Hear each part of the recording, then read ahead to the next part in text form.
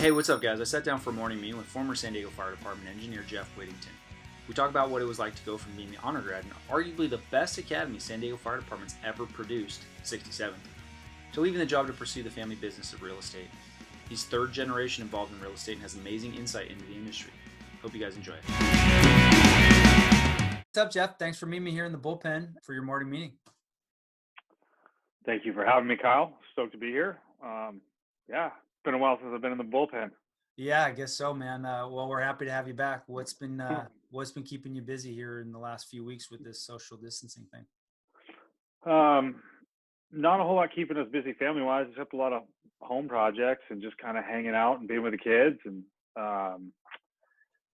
work-wise though, we've been deemed essential. So about a week and a half into this lockdown, that designation had changed. We became essential. So that part has been keeping us, pretty darn busy. Different in how we're operating, but we're out there still moving things along. So yeah, gosh, I think we're experiencing some things that are going to be here for a very, very long time in terms of the social distancing, in terms of people wearing masks when they're out in public.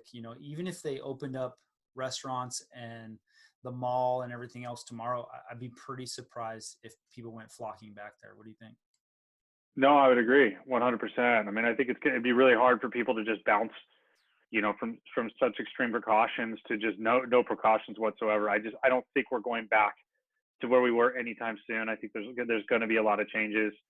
And I feel for those businesses, restaurants, theaters, anywhere where there's usually large groups of people, surrounding each other. I just think that people are going to be very hesitant to put themselves in those situations again anytime soon.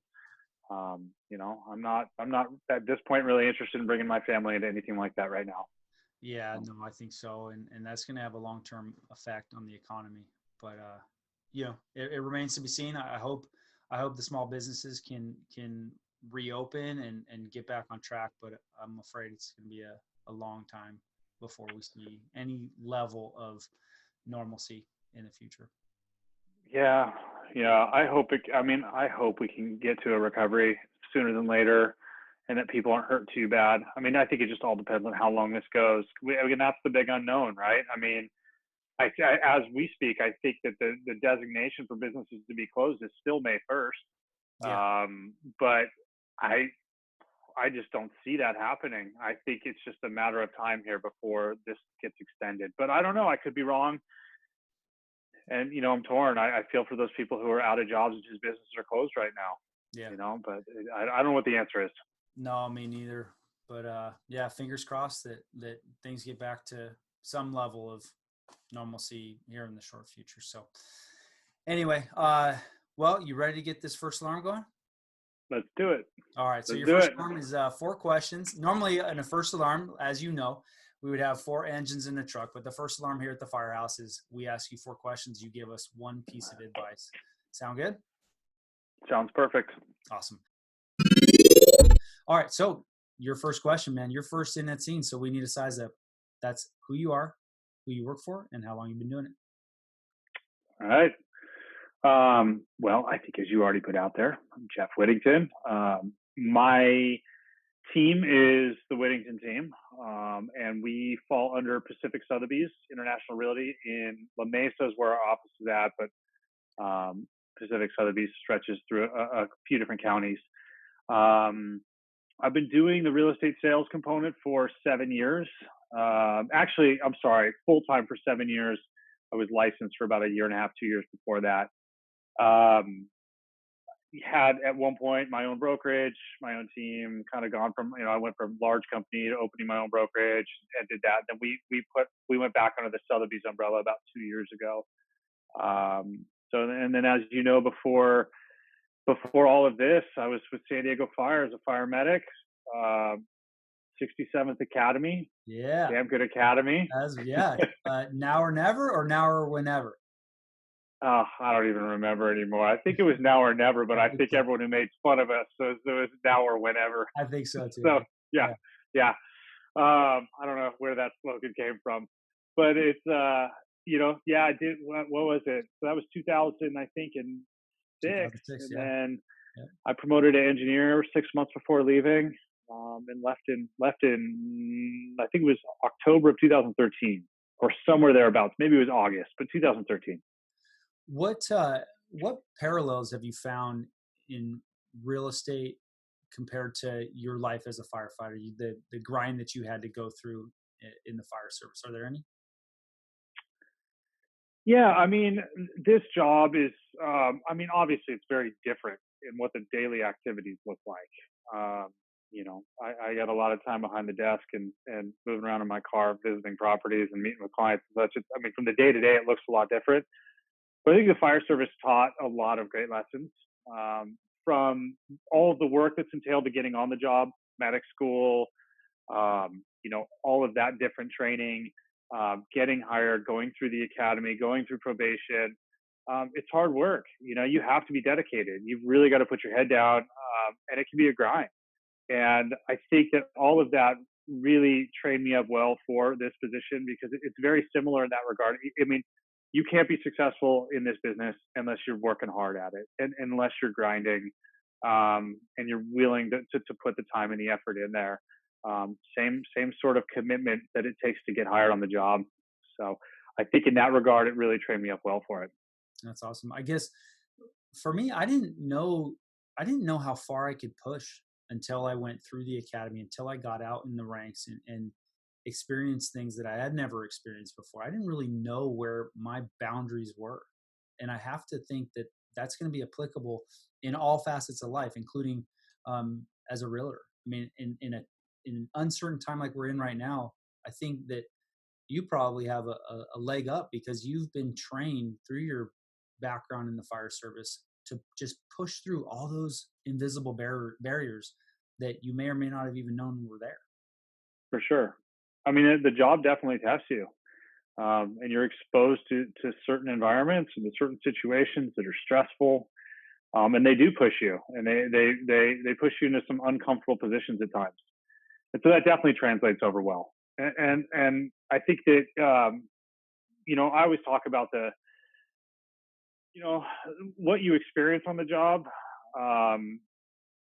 those stressful situations and how you navigate those. The fact that you're oftentimes making decisions on your own, or with your partner that are truly life or death decisions that can have critical consequences if you make the wrong move or you don't make the right decisions. That's been really helpful to bring over because it really helps keep a calm mind on this side of things. Look, I mean, real estate can be stressful. It's definitely stressful for those the clients that are involved in it. It's an emotional process. Not so much on if you're an investor, a little bit different if you're buying, your forever home. But for me, I'm able to step back and recognize that these situations are not life or death. When you've got an agent that's negotiating on the other side, and to them, it seems like the world is falling down. To be able to hit timeout and go, look, everything's fine. Like, we're going to figure this negotiation out. And even if we don't, we're going to walk away alive. Everyone's going to be fine from all this. This is a business deal, and that's all it is. And so, I'm grateful for the experience and the training and the way that that's transferred over. Yeah. And No, that makes a lot of sense. And I think you probably have a leg up on a lot of the people on the other end of the transactions you're dealing with. But like, with that in mind, how did you even come to real estate? Why real estate instead of something else? So real estate has been a family business for forever, for many generations. My grandfather came from the Midwest, moved here to San Diego, and he was a developer. He built all over San Diego County, primarily in Chula Vista, but was countywide. And then my father, going against my grandfather's advice, also went into development, and he built also all over San Diego County, and I think some in Imperial County as well. And this was commercial properties, residential properties, apartment complexes, built a lot of different things. My dad always told me, don't go into the sales side, but I didn't listen, just like he didn't listen to his father. But the bottom line was that I was trained up in real estate from as long as I can remember. I'm visiting the job sites, watching my dad's put these deals together, listening to the deals come together, watching the deals fall apart. I remember him coming home with a piece of granite and setting it on the kitchen table, and he goes, "Well, there's the profit from this deal." I mean, they hit solid granite on a property they were building. They had to blast through all of it, ate up every profit, all the profit that they proceed having on this thing. So I just it was something I was so immersed in for such a long period of time that it was an easy transition. Now, again, the sales part wasn't something that was familiar, but I got licensed about a year and a half before I left the job. Tried my hand at it. I was starting to see success, and I realized that I hit a point where I had to make a critical decision because I wasn't servicing my clients as well as I knew I could, because I was also having to focus on the fire side. I remember sitting in the utility room at 28 with a client who had a critical situation going on in her mind, but I'm going, "Please don't get a call right now. Please don't get a call." Because I don't even know. I mean, she knew I was a firefighter. But I don't know if she knew I was working at the time. And if I had to get off and leave right then, she was going to feel like she wasn't getting the attention she deserved. And so in recognizing more of that, I realized that I needed to give 100% to this job. And I was seeing the success. So that makes sense. And I think the nice thing is that you had the family history of people that had gone through it before and were able to mentor you through some of the the ups and downs of getting into that business. And we talk a lot about mentorship in the fire service and how important that is. And I can just imagine how valuable that's been to you now in this career. And so with that, what's going on in the real estate world these days? How has COVID impacted things? How has the recession impacted things? What's going on in your world these days? So what's interesting is the only real change that we've seen on the real estate side of things right now is just the way that we're conducting business. The additional forms that people are having to sign as far as basically indemnity agreements, but they're the documentation that's having to go in place, the way that we're showing properties, the emphasis on virtual showings and all the different technology that is getting involved to try and limit the face-to-face interaction. That's been the biggest change. If I'm an investor, if I'm looking to buy a piece of property, if I can do all this stuff virtually, like why would I even need a real estate agent in the first place? See, and that's the thing is people are pushing right now. A lot of the brokers, a lot of different agencies are pushing for to do as much of the legwork for your clients as you can, all the way to showing a client virtually, doing the walkthrough and having your phone and doing like a FaceTime showing. I don't think that that's the right way to view properties or purchase properties. As someone who's purchasing, whether you're an investor or you're purchasing, for your own personal property,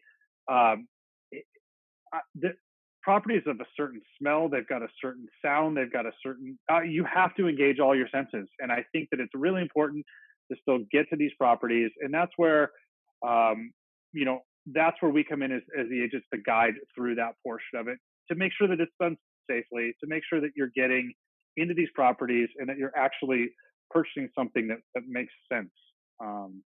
Yeah, no, I think you hit the nail on the head on that one. And I guess until they come up with something like smell-o-vision, there's always going to be a market for realtors to get in there and really dig down and dig deep into what this property is all about. If this is something, and I also think about like, you're not going to know just by looking at a FaceTime video of a property if the floors are squeaky, the stairs are squeaky, like you mentioned. If it has a weird smell, you can't substitute that just with technology. I still think you need boots on the ground, somebody in your corner advocating for you, whether you're trying to buy or sell in this day and age. I don't know. What do you think about that? Yeah, I mean, 100%. I mean, you bring me back to, this was a couple of years ago, but I had a client that was out in Arizona and he found a property online that he liked. He asked me to go view it. It was a local La Mesa home and he was ready to pull the trigger. He wanted to purchase things without seeing it, just seeing it through that walkthrough. But it's exactly what you just said. 2-story home, second floor, wood floors, downstairs, so noisy. If anyone was walking or moving upstairs, it just through the entire first floor. And as soon as I got him out here to look at that property, it was a deal breaker for him. But had he purchased without ever walking through it or seeing it or hearing that component, I think he would have been really disappointed. And so I just think that you really, it's the smart thing to do is to get out there and look at these properties, but take the precautions. And there's a lot of precautions we're putting in place, from wearing booties, wearing masks, wearing gloves, making sure that properties are set up so that when someone walks through, they don't have to go touching everything, turning on lights, opening closet doors. We just set it up so that, it's an easy viewing, and people are protected. Yeah, no, that makes a lot of sense. And two is like, on a FaceTime video, you're not going to know if you're in the flight path of an airport, or if the guy across the street moonlights as a mechanic at night, or whatever other nightmare scenarios there are. So Yep. The I think dog that never stops barking next door, all of that, all of it. Yep. you still need to get out there and take a good look. I mean, Yep. for me, Yep. that there's no substitute for that. So just kind of shifting towards your personal philosophy, or how you feel about real estate. Why are you passionate about real estate, and how do you think it could benefit firefighters in general? There's a lot of great opportunities in real estate to build a lot of personal equity. I mean, real estate is one of those investment opportunities where, whether it's your personal property, or it's something that you're purchasing as an investment property, you hold it long enough, you're going to win. I mean, I don't want to say that with 100% certainty, but I mean, it's like, I can show you, I think we were talking before just about home prices over the course of history, and the trend line is up. And I think that, if you're savvy, and you have the proper guidance and you're educated on it, you really have the opportunity to do some great things with real estate and have it be part of a very diverse portfolio. I'm not going to sit here and advocate that you dump everything you've got into it. I think it's important to be diverse, but it's a great way to set your family up, to set yourself up, and to build some personal wealth. Yeah, no, I agree. And the thing I like about real estate for firefighters in general is that real estate, number one, we have a pretty significant background in building construction, so we're going to know if if this property has sagging walls or sagging floors, or we're pretty handy people by and large. But because it moves slowly, real estate moves slowly. It gives you a chance to really dig in and do your diligence to make sure that the property you're getting into makes a lot of sense for you. Um, Unlike the stock market, where we saw gains over the course of 10 years get wiped out in the course of a couple of days or a couple of weeks, and um, by the time you woke up in the morning, the stock market had crashed some several hundred points.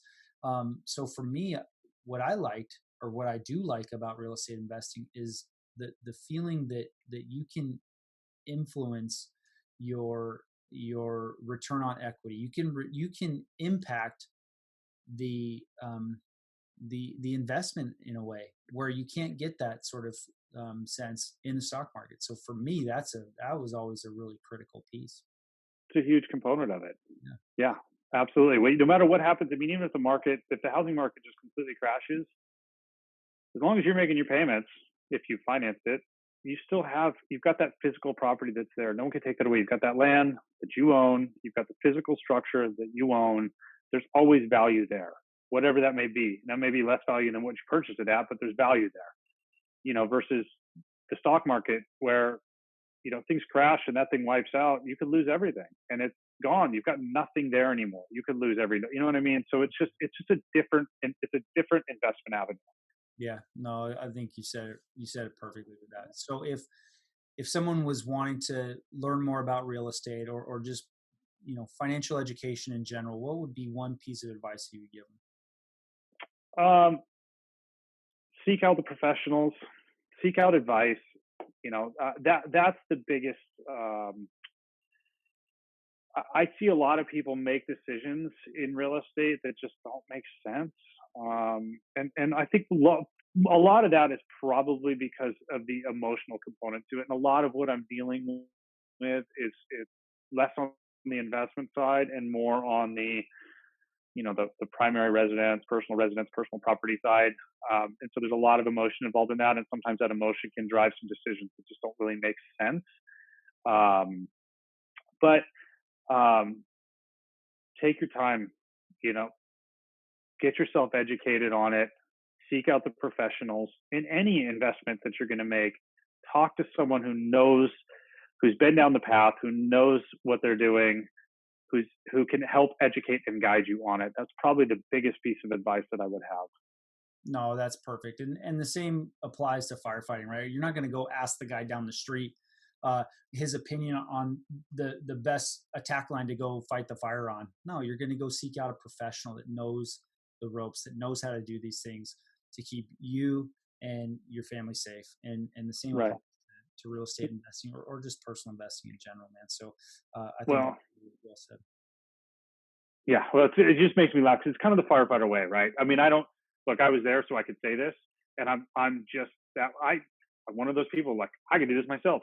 I can do it myself. It's kind of, that's just, it's the nature of the people who are in that profession, who kind of lean towards a profession like firefighting. I mean, we're self-sufficient and able to navigate and figure things out. And it's hard, to not fall into that when it comes to important decisions like real estate or other investing. So we're all type A people with can-do attitudes, which typically is a really good attribute. But I guess you're right. That could get yourself in trouble if you're not careful. So for sure, man, I think that's a perfect way to wrap up your first alarm. And with that, it looks like you got knocked down, my friend. So all right, sounds good. Where can people find more out about you? So probably the easiest thing would be to go to my website, which is my last name, Whittington, WHITTINGTON, and then RE, as in realestate.com. If you want my email, it's just Jeff at, and then that same Jeff at WhittingtonRE.com. Also on Facebook, we're on Instagram, the Whittington team for Facebook, all of those. Perfectly good avenues, or you can even call me if you want. And so awesome. 858-361-9090 if you want my number.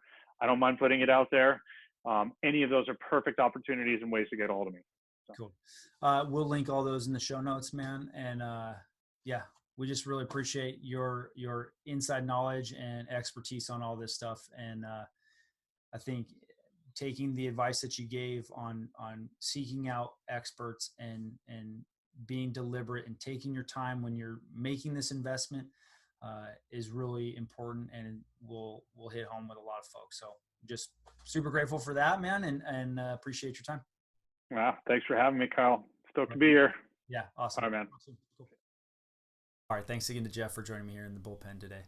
I really like how Jeff's taking what he learned as a firefighter and applying it to his business as a real estate agent. That performance under pressure and high level of integrity really translates into real estate investing. If you'd like to learn more about Jeff, you can find him on his website, whittingtonre.com. They're on Facebook, the Whittington Real Estate Team, or on Instagram, jeff.whittington. If you'd like to learn more about us, we're on Facebook at the FIREhouse. That's f.i.r.e house. On Instagram, the _fire_house, or on LinkedIn, the FIREhouse Investors. That's all caps fire, lowercase house, investors. If you like this morning meeting and you'd like to see more, please like, share, and subscribe. But whatever you do, take this information and go out there and get some. Station F.